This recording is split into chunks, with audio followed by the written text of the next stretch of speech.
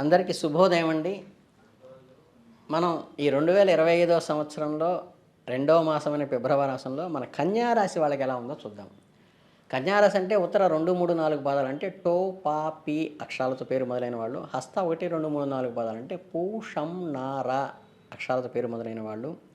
చిత్త 1, 2 మొదలు పే, పోతో పేరు మొదలైన వాళ్ళు ఈ కన్యా రాశి కిందకి వస్తారు. ఇక ఈ ఫిబ్రవరి నెలలో కన్యా రాశి వారికి ఈ 12 నుంచి ఫిబ్రవరి 12 నుంచి రవి ప్రయోజనాలను ఇస్తారు. ఇంటా బయట కూడా గుర్తింపు వస్తుంది. గత సమస్య నుండి పరిష్కార దిశగా మీ ప్రయాణం సాగుతుంది. రుణ, రోగ, శత్రు భావాల నుండి విముక్తి పొందుతారు. ఆరోగ్యం ముందు మంచి మార్పులు చూడగలుగుతారు. నిర్మాణపు పనులు ఏవైతే ఉంటాయో వాటిని చేపట్టగలిగి సుఫలితాలు ఇస్తాయి. ఇతరుల విషయంలో కొంచెం దూరంగా ఉండండి. అడిగితేనే సలహా ఇవ్వండి, లేకపోతే తలదొరచబాకండి. మీరు మానసికంగా శారీరకంగా కొంత బాధను అనుభవిస్తున్నప్పటికీ దానిని ఎవరికీ కనిపించకుండా జాగ్రత్త తీసుకుంటారు. మీ బాధని దాచుకుంటూ బలంగా కనిపించడానికి ప్రయత్నం చేస్తారు. చేతికి కుబేర కంకణాన్ని ధరించడం వల్ల కూడా లక్ష్మీ కటాక్షం లభిస్తుంది. ఆర్థికంగా మీ పరిస్థితి మెరుగుపడుతుంది. కుటుంబ పరంగా బరువు బాధ్యతలు పంచుకోవడానికి కొంతమంది ముందుకు రావటం వలన మీకు మానసిక సంతోషము, ధైర్యము పెరుగుతాయి. మీ కుటుంబ సభ్యుల సహకారం మీకు మంచి ఊరటనిస్తుంది. కనుక కుటుంబ సభ్యుల సలహాని జాగ్రత్తగా పాటించండి. నూతన పెట్టుబడులు ఏవైనా అంతంత మాత్రంగానే ఉంటాయి. మీరు కొత్త పెట్టుబడులు పెట్టాలని ఆలోచిస్తున్నట్లయితే 1కి 2 సార్లు ఆలోచించి పెట్టడం మంచిది. విద్యార్థులు ఎంతో కష్టపడి విద్యాభ్యాసాన్ని పూర్తి చేయడానికి ప్రయత్నిస్తారు. మంచి మార్కుల కోసం ఎంతో శ్రమిస్తారు. మీ కష్టానికి తగిన ఫలితం దక్కుతుంది. పెద్ద కళాశాలలో సీటు కోసం చేసే ప్రయత్నాలు నెరవేరుతాయి. మీరు ఉన్నత విద్యను అభ్యసించడానికి మంచి అవకాశం లభిస్తుంది. ఇకపోతే ఈ కళా సాంస్కృతిక రంగాల్లో ఉన్నవారికి అనుకూలవంతంగా ఉంటుంది.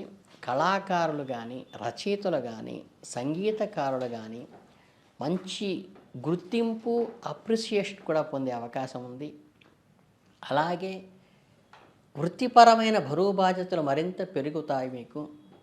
మీరు మీ ఉద్యోగంలో లేదా వ్యాపారంలో ఎక్కువ బాధ్యతలు అంటే అడిషనల్ ఛార్జెస్ కూడా తీసుకోవాల్సిన పరిస్థితి వస్తుంది. కొంతమంది విషయంలో మీరు రాయబారాలు కూడా చేయాల్సి ఉంటుంది. ఇతరుల మధ్య ఉన్న సమస్యలను పరిష్కరించడానికి మీరు మధ్యవర్తిత్వం వహిస్తారు. వివాహ ప్రయత్నాలు అనుకూలిస్తాయి. మీరు మీ వివాహం చేసుకోనివారట్లయితే దానికి చేసే ప్రయత్నాలు ఖచ్చితంగా ఈ మాసం పురోభివృద్ధిలోకి వెళ్తాయి. ఇక ఈ పౌర్ణమి తర్వాత నూతన శుభకార్యాలకు సంబంధించిన ప్రస్తావన మొదలవుతుంది. మీ ఇంట్లో లేదా మీ బంధువుల ఇంట్లో శుభకార్యాలు జరిగే అవకాశం ఉంది. ఈ శుభకార్యాల గురించి చర్చలలో పాల్గొనడము, ఈ శుభకార్యాలలో వారి తగాదాలను పరిష్కరించడానికి మీరు మధ్యవర్తిత్వంగా వహించేటువంటి అవసరం కూడా కనిపిస్తోంది. కుటుంబ సభ్యులతో లేదా స్నేహితులతో మనస్పర్ధలు తలెత్తినప్పుడు కూడా మళ్ళీ ఆ సత్సంబంధాలు ఏర్పరిచే విధంగా మీరు ముందడుగు వేస్తారు. అలాగే ఈ వాతావరణంలో వచ్చే మార్పుల వల్ల మీరు ఉష్ణ సంబంధమైన అనారోగ్యం బారిన పడే సూచన చెప్పడం జరుగుతుంది. అంటే ఈ జలుబు, దగ్గు, జ్వరం వంటి సమస్యలు రావచ్చు. ఈ చర్మ సంబంధమైన వ్యాధులు కూడా వచ్చే అవకాశం ఉంది. కాబట్టి మీ ఆరోగ్యం పట్ల జాగ్రత్త వహించండి. నిర్లక్ష్యం చేయకండి. వేడి ఎక్కువ తగులకుండా చూసుకోండి. తగినంత నీరు తాగండి. అలాగే సూర్యోదయ వేళలో సూర్యుడికి అర్ఘ్యం ఇవ్వటం వల్ల కూడా ఈ చర్మ సంబంధమైన వ్యాధుల నుండి నివారణ రావచ్చు. ఆధ్యాత్మికంగా ప్రతిరోజు దేవీ దేవతలను ప్రథమ తాంబూలాన్ని సమర్పించడం మనశ్శాంతినిస్తుంది. ఆరోగ్య సమస్యల నుండి కూడా ఉపనయనం పొందుతారు. రాజకీయాల్లో ఉన్నవారికి మీరు పరిచయం పెంచుకుంటారు. అలాగే మీ సమస్యలను వారి దృష్టికి తీసుకొస్తారు. ఏదైతే మీకు ఇన్నాళ్ళ నుంచి పెండింగ్లో ఉన్నదో వాటి నుంచి ప్రస్తావించే విధంగా మీరు ప్రయత్నాలు ముందుకు తీసుకెళ్ళి వాటిలో విజయాన్ని సాధిస్తారు. అలాగే ఈ ఫిబ్రవరి మాసంలో నెలాఖరులో మీ గురించి కొన్ని అసత్య ప్రచారాలు జరిగే అవకాశం ఉంది. విమర్శలు కూడా చేయటానికి కొంతమంది ప్రయత్నిస్తారు. వాటిని అస్సలేం పట్టించుకోకుండా మీ పని మీరు సక్సెస్ఫుల్గా చేసుకోవటానికి ప్రయత్నం చేయండి. అది మీకెంతో అనుకూలంగా ఉంటుంది. ఓవరాల్గా చెప్పాలంటే ఏంటంటే, ఈ ఫిబ్రవరి నెల మొత్తం కూడా మీకు అనుకూలమైన వాతావరణంగానే ఉంటుంది.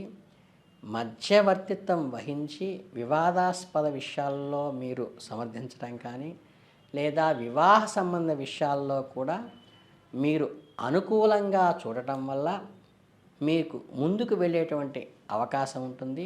అలాగే ప్రజలలో గౌరవం, మర్యాదలు కూడా పెంపొందే అవకాశం ఉన్నది. కాబట్టి మీరు జాగ్రత్తగా ఈ మాసం అంతా కూడా చక్కగా దేవీ దేవతలను ఆరాధన చేసుకుంటూ ముందుకు వెళ్ళటం వల్ల మీకు అనుకూల ఫలితాలు ఇచ్చేటువంటి అవకాశం ఉంది. అలాగే నెలాఖరులో గురించి కొన్ని అసత్య ప్రచారాలు ఏవైతే వస్తాయో వాటి నుంచి మీరు కొద్దిగా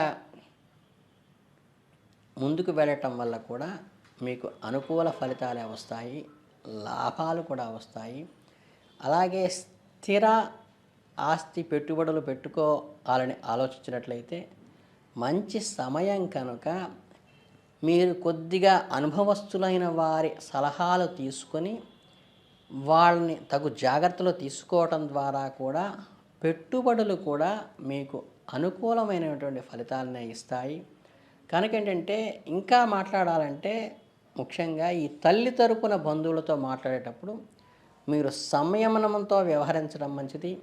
వారితో వాదనలు కానీ గొడవలు కానీ దిగకుండా ఉండటం మంచిది. ఓర్పు ప్రశాంతతతో వ్యవహరిస్తే మీ బంధాలు బలపడతాయి. ఆధ్యాత్మికంగా పసుపుతో గౌరీదేవి అమ్మవారి నక్షత్రం జరపటం వల్ల, అర్చన చేయటం వల్ల కూడా మనశ్శాంతి లభిస్తుంది.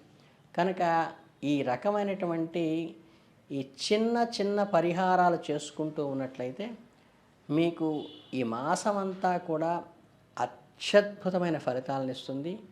మీ ప్రణాళికలు కూడా అనుకున్న విధంగా జరుగుతాయి. కాబట్టి నూతన విద్యావకాశాలు వస్తాయి, కొత్త వ్యాపారాభివృద్ధి వస్తుంది. మీరు అందరిలో మధ్యవర్తిత్వంగా ఉంటారు, తలలో నాలుగుగా వ్యవహరిస్తారు. కాబట్టి ఓవరాల్గా చెప్పాలంటే ఈ మాసమంతా కూడా మీకు చాలా దిగ్విజయంగా కలుగుతుంది. కాబట్టి మీ అందరికీ నేను శుభాభినందనలు తెలియచేసుకుంటూ మీ అందరికీ ధన్యవాదాలు.